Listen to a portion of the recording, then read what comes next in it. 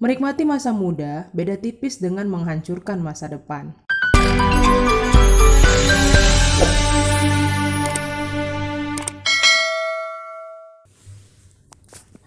Shalom teman-teman Aposo yang penuh inspirasi dimanapun berada. Mari kita mengucap syukur untuk hari yang telah Tuhan berikan kepada kita. Sebelum memulai renungan, mari kita menenangkan hati kita terlebih dahulu. Kita satukan hati kita berdoa. Tuhan Yesus, terima kasih untuk hari yang telah Kau berikan kepada kami dan terima kasih untuk penyertaan-Mu. Berkati hati dan pikiran kami agar kami mampu memahami firman-Mu serta melaksanakannya dalam hidup kami. Amin. Tema renungan kita hari ini adalah muda bijaksana. Nah, kita akan membaca dari 1 Korintus 10 ayat 23 dan 1 Korintus 6 ayat 12. Aku akan membacakan bagi kita semua. 1 Korintus 10 ayat 23, segala sesuatu diperbolehkan, benar, tetapi bukan segala sesuatu berguna. Segala sesuatu diperbolehkan, benar, tapi bukan segala sesuatu membangun. 1 Korintus 6 ayat 12, segala sesuatu halal bagiku, tetapi bukan semuanya berguna. Segala sesuatu halal bagiku, tetapi aku tidak membiarkan diriku diperhamba oleh suatu apapun. Menikmati masa muda beda tipis dengan menghancurkan masa depan. Ya, inilah yang kita hadapi sekarang ini sebagai anak muda. Ada banyak pilihan yang ditawarkan kepada kita. Apakah itu yang baik, yang buruk, yang membangun, atau mungkin yang menghancurkan?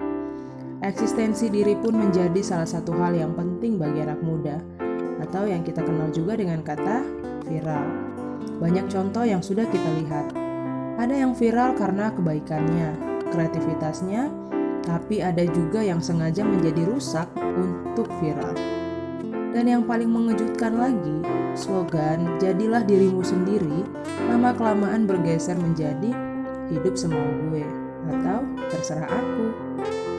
Nah, jika kita ada di posisi orang yang mungkin pernah ditegur karena melakukan hal yang katakanlah melenceng dari kata wajar, mungkin sengaja telat masuk ke gereja karena masih ingin nongkrong, upload yang kurang wajar di medsos, atau gaya berpacaran yang terlalu vulgar, lalu ada yang menegur. Benar nggak kalau kita sering merespon dengan, "Ih, apa sih? Ribet banget urusin hidup orang." Begitupun sebaliknya, jika kita ada di posisi orang yang menegur dengan tujuan mengingatkan, karena memang kita peduli dengan mereka, tapi mendapat respon yang seperti itu, apakah kita masih mau untuk tetap peduli? Ketika kepedulian disamakan dengan kepo, lalu pada akhirnya tidak ada orang yang berani lagi untuk peduli. Dan yang paling lucu, ketika kita terluka atau terjatuh, lalu tidak ada yang peduli, kita malah menyalahkan orang-orang di sekitar kita. Apakah benar seperti ini? Lalu bagaimana kita sebagai anak Tuhan menyikapinya? Teman-teman, seperti yang sudah kita renungkan kemarin, segala sesuatu itu harus kita uji dengan firman Tuhan. Segala sesuatu harus kita uji dengan firman Tuhan, bukan dengan pengertian kita sendiri. Kalau kita lihat kembali firman yang telah kita baca, memang dikatakan kita boleh melakukan segala sesuatu, tapi ketahuilah, tidak semuanya berguna dan tidak semuanya membangun. Bahkan dikatakan di 1 Korintus 6 ayat 12, dikatakan, "Aku tidak membiarkan diriku diperhamba oleh suatu apapun." Teman-teman, Tuhan tidak menciptakan kita untuk hidup semau kita, tapi hiduplah seturut kehendak-Nya. Maka dari itu, sebelum melakukan segala sesuatu, ujilah apakah itu membangun atau tidak. Dan jadilah bijaksana di dalam masa mudamu. Kita satukan hati kita berdoa. Bapa di dalam surga, kami mengucap syukur untuk firman-Mu yang telah kami renungkan. Tuhan, ada banyak hal yang telah kami lakukan.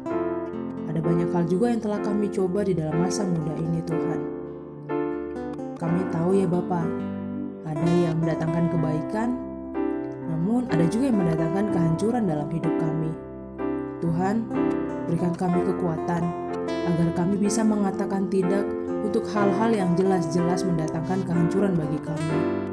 Kau yang tahu Tuhan, kami mungkin takut untuk tidak mempunyai teman. Kami mungkin takut untuk dijauhi Tuhan. Dan biarlah ya Bapa, Kau yang memberi kekuatan Tuhan. Kami ingin menjadi pribadi yang menyenangkan hati-Mu. Bukan karena kami sok suci atau sok rohani Tuhan, namun karena kami adalah anak-Mu.